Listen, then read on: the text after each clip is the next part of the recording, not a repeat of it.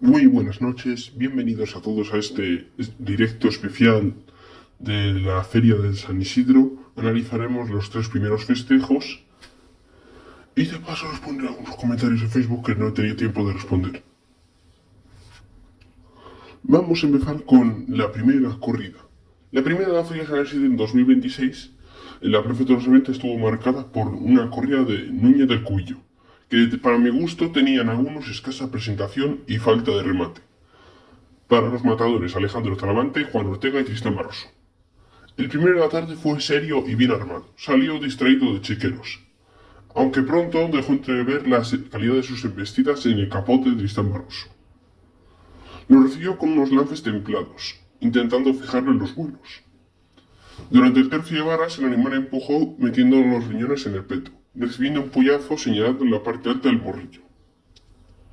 Antes de la ceremonia de confirmación, Alejandro Talavante dejó un quite de enorme ajuste con el capote a la espalda, que enfrendió los tendidos de Madrid.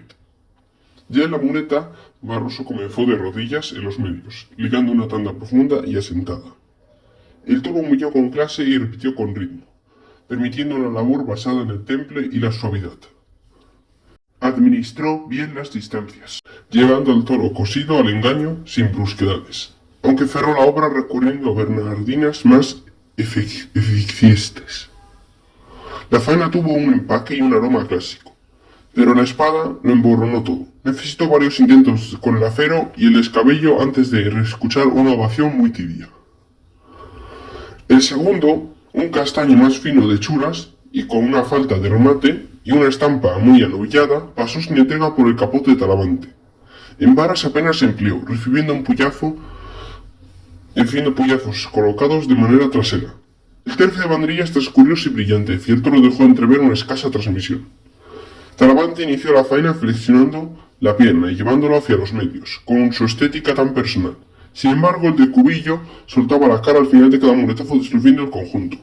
La obra resultó vulgar y por momentos marcada por la cierta displicencia del extremeño. Intentó ligar tandas por el derecho, pero el público nunca terminó de conectar y estuvo muy a la contra por el estado del animal.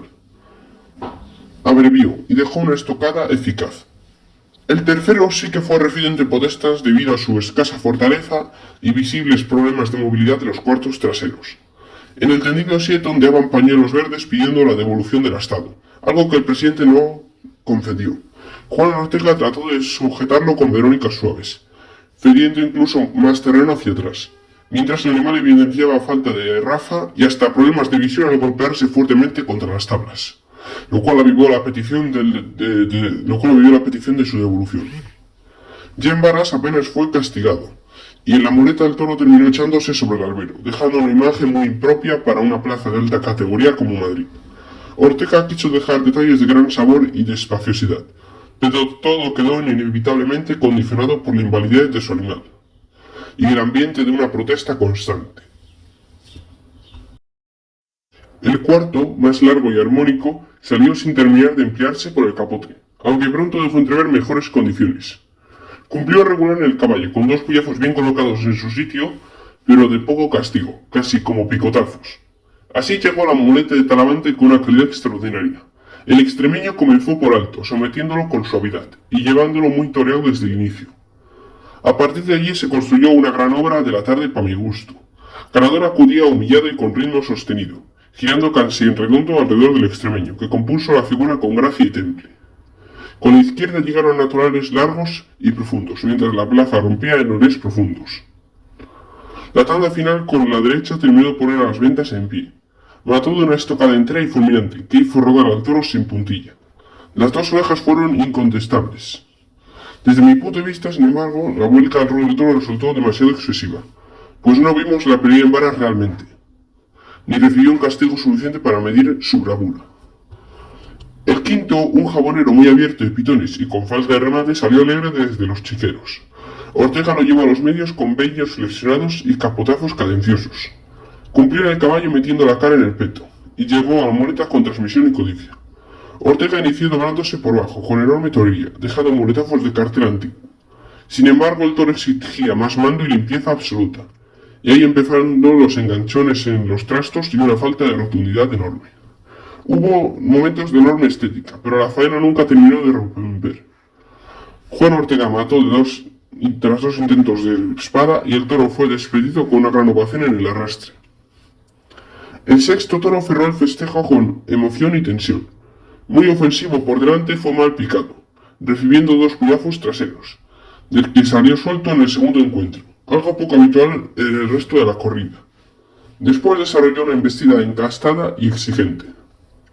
Tristán Barroso se fue a los medios, y al intentar un pase de rodillas fue prendido de manera aparatosa y zarandeado sin consecuencias graves. Lejos de arrendarse, volvió inmediatamente a la cara del toro entre el reconocimiento de la afición de Madrid. La faena fue un intercambio vibrante entre la firmeza del toro y el temperamento del animal. Tristán Barroso tragó mucho y consiguió tandas de mérito, aunque el percance y la adrenalina terminaron por acelerar demasiado el gesto y descomponer por momentos la faena. Cuando parecía tener asegurada una oreja, llegaron los pinchazos, y antes de la estocada definitiva que enfrió la petición. Este fue el comienzo de una feria de San Isidro, que deja más expectativas que certezas, con la puerta grande de Alejandro Talavante, su séptima ya, y las buenas maneras de Tristán Barroso, y muchas dudas sobre el juego desigual y desgastado de la Núñez de Cuyo. Desde mi punto de vista creo que la vuelta del toro fue demasiado, porque el toro no mostró nunca su verdadera bravura en el caballo, que es donde se ve. No digo de picarlo en exceso o hacerlo, sino que se tiene que picar correctamente y hacer la suerte suprema correctamente, como aparece escrito en los libros. Ahora vamos con la sección de comentarios de Facebook, que es una sección muy corta porque muy poca gente me comenta. El único más destacado que tengo, porque a la mayoría, una gran mayoría son de animalistas que deseándome cosas horribles y diferentes situaciones de mi vida en las que no quiero verme. El más agradecido es de un amigo llamado Friclista, y es Felicidades Trafo. Desde aquí le mando un gran saludo. Ahora vamos con la segunda tarde de San Isidro, la del sábado, en la cual se colgó el cartel de No hay billetes, el segundo ya. En una jornada marcada en las ventas por la lluvia interminable y el ambiente encogido de mayo. El cartel reunía a Miguel Ángel Pereira, Daniel Luque y Tomás Rufo, frente a un serio enfierro de la Quinta. Una corrida áspera y exigente, que obligó a los toreros a sacar oficio y firmeza. Abrió plaza Prisionero, un toro muy complicado desde el inicio que puso en aprietos a Pereira. El extremeño logró poco a poco llevarlo a los medios y hacer que humillara, pero el animal fue apagándose la muleta. Pereira nunca terminó de acoplarse ni de imponerse del todo, y la faena se le fue diluyendo entre las dudas y pases sin continuidad. La estocada baja cerró una actuación recibida con silencio en la afición. Con Naranjito llegó el momento más vibrante del capote. Daniel Luque lo toreó a la Verónica con suavidad y un clasicismo enorme, arrancando la primera gran ovación de la tarde. El toro fue cuidado en varas, con puyazos bien colocados, y la cuadrilla del sevillano firmó un gran tercio de banderillas, especialmente Antonio Manuel Punta, Juan Contreras y Jesús Arruga muy ovacionados por la precisión y exposición de la lidia. Ya en la muleta Luque dejó una faena templada y asentada, con muletazos largos y toreros, aunque el toro terminó viniéndose abajo demasiado pronto para romper definitivamente la tarde. El tercero bravito fue un toro de malas ideas y muchas complicaciones para Tomás Rufo, que le planteó una lidia discutida, incluso llevándolo a terrenos poco habituales en las ventas. El animal le exigía mucho, especialmente por el izquierdo, y aunque Rufo logró derechazos meritorios, la sensación fue de excesiva distancia entre pase y pase. La plaza nunca terminó de entregarse y los fallos con la espada dejaron todo en un esfuerzo sin premio. Algo un poco habitual en él en los últimos años en Madrid. El cuarto, de nombre Rompecapa, volvió a comprometer seriamente a Pereira, hasta el punto de tomar el olivo tras verse desbordado en las tablas. Ahí emergió la figura del subalterno Daniel Duarte, que se encargó de parar al toro, muy ovacionado tras ganarle el terreno, y sacarlo a los medios con gran precisión. El toro empujó con fuerza en varas, mantuvo las dificultades en toda la su lidia, y Pereira volvió a mostrarse frío y sin terminar de imponerse, dejando una sensación de una oportunidad perdida. Con la espada necesitó 5 intentos para acertar, desesperando al público madrileño. El quinto, Limonero, llegó a defenderse lanzando tarascadas, pero ahí apareció el mejor luque de la tarde.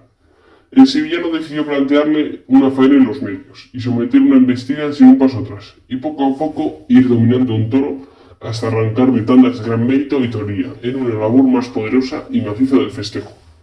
Madrid reconoció su esfuerzo y el gran trabajo de toda la cuadrilla. Se encargó de cerrar Carretero, el toro de más transmisión de la corrida, con movilidad y claridad por el pitón derecho, permitiendo a Rufo los pasajes más intensos del festejo. El público se les unió con la posibilidad de un triunfo grande. Aunque volvió a quedar la impresión de que el torero no terminó de acompañar plenamente su embestida. La estocada fue efectiva pero tardía, y el posterior descabello se hizo interminable. Ahí se esfumó cualquier opción de trofeo en una tarde, que volvió a demostrar la enorme exigencia de Madrid.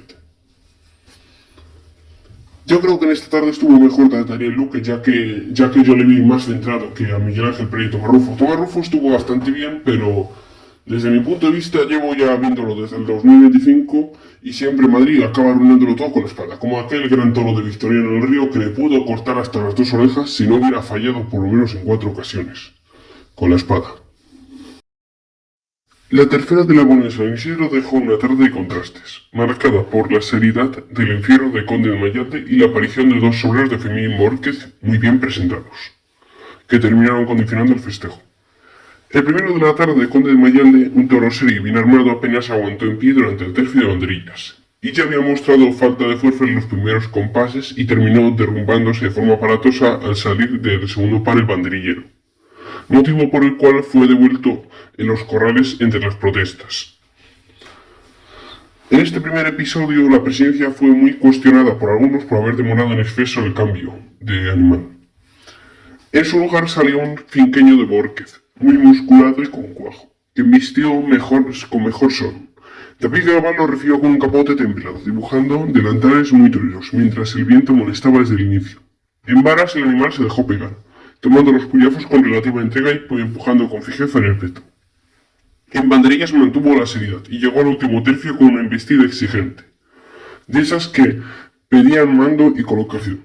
Galván apostó por su sitio y la firmeza, tragando mucho con la izquierda, en 2 tandas finales de enorme mérito. El viento lo descubrió varias veces y el toro se le vino por dentro, pero el gaditano no rectificó jamás. Los naturales tuvieron largura y profundidad, aunque tardó en cuadrarla para matar solo un aviso y antes de dejar la espada todo quedó en una fuerte ovación.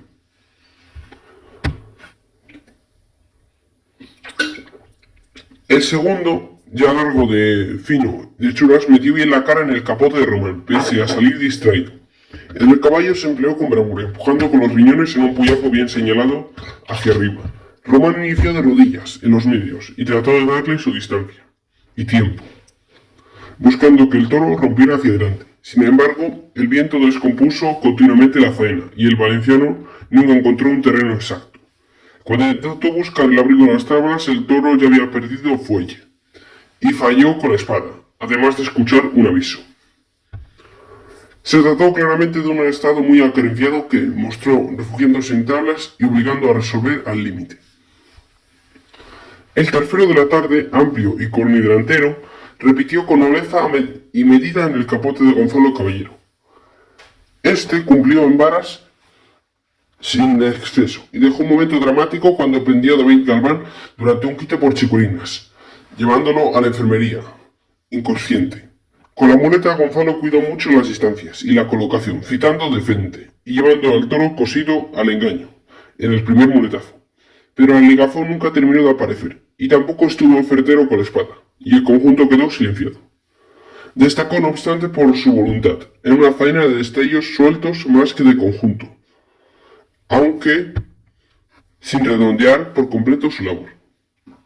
El cuarto, enarbolado, fue seguramente el toro más imponente de la corrida. Astifino y de gran profundidad, acudió sin celo de salida, pero fue creciendo tras el castigo en varas, donde recibió un puyazo medido y bien colocado. En Madrid llegó muy pronto y con transmisión. El la muleta rompió definitivamente hacia adelante. Román no entendió mejor al natural, llevándolo largo y dándole metros para que humillara. Hubo dos series de fuerzas de enorme intensidad, y aunque faltó la rotundidad para cortar el premio tras una estocada efectiva, logró escuchar un aviso, y paseó una oreja mientras que el toro fue vacinado en el arrastre. Parte del público llegó a pedir mayor recompensa para el toro, incluso comparándolo con otros ejemplares de menor entidad lidiados en tardes recientes. El quinto, que era un animal fuerte y bien hecho, pasó sin entrega por el capote, y cumplió sin más en el caballo. En el tercio de banderillas destacó la lidia poderosa de Iván García, que estuvo siempre atento y eficaz. En la muleta, Gonzalo Caballero volvió a mostrarse firme y dispuesto, pero la faena no terminó de tomar el vuelo pese a la buena condición del animal. El toro tuvo ritmo y repetición, aunque el madrileño volvió a atascarse con los aceros. El toro se marchó ovacionado. Se apuntó no obstante que el planteamiento de faena pudo condicionar la expresión del animal, alargar demasiado las distancias. El sexto titular de Conde de Mayalde también fue devuelto por acusar falta de fuerza en banderillas, y salió otro sobrino de Fermín Borquez, grande y cabezón, y de comportamiento muy incómodo, para Galván, que salió con una ovación de la enfermería. Se defendió claramente en el caballo, tomando los puñazos con la cara arriba y sin emplearse. Esperó mucho en banderillas, y en la muleta desarrolló sentido, protestando y derrotando al final de cada pase. David Galván salió mermado físicamente, pero se mantuvo firme, intentando no violentar al toro, y administrando las alturas y con tiempos e inteligencia. Terminó imponiéndose con una gran responsabilidad de oficio, antes de respetar una estocada de gran ejecución que cerró la tarde entre el reconocimiento del público madrileño. Para mí aquí lo más destacado fue Román al cortar una oreja a ese toro, que fue muy meritorio desde mi punto de vista, y también David Galván, que salió de chiqueros muy repuesto. Gonzalo Caballero dejó sus buenas maneras, pero le faltó acertar con los aceros. Hasta aquí el primer directo de este. Espero que os haya gustado. Si es así, le deis un fuerte like, suscribiros y nos vemos la semana que viene. Un saludo a todos.